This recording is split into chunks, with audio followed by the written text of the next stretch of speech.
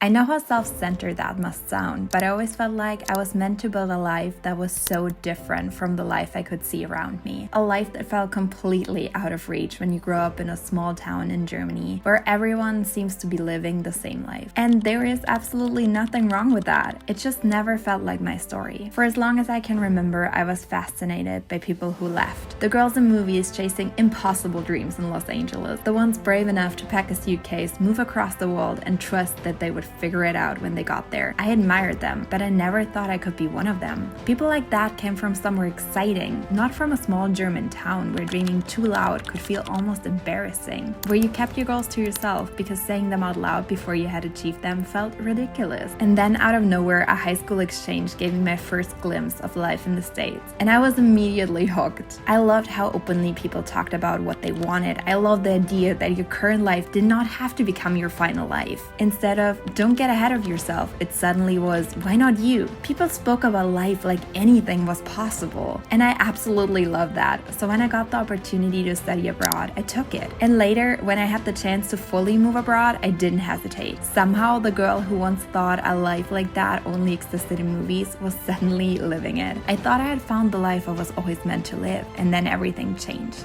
There was a death in the family, and suddenly being far away did not feel exciting. It felt terrifying. I could not stop thinking about the moments I might miss, the last conversations I would never get. I had built the life I loved on the other side of the world, but I became afraid that living it would destroy me from grief and regret. So I made a decision nobody expected. I packed up my life and moved back home. And that should have been the end of the story, except part of me still felt like it belonged somewhere else. So what do you do when your heart belongs to two different worlds? Apparently, you go a little off script. You start looking for pieces of one life inside the other. You become the slightly crazy girl who drives 10 hours for a rodeo. You spend your last money to go to any country concert you can. You discover line dancing in Munich and meet people who understand why it makes you feel so alive. Maybe my story was never about choosing between Germany and the States. Maybe it was about learning to create the life you want, no matter where you are.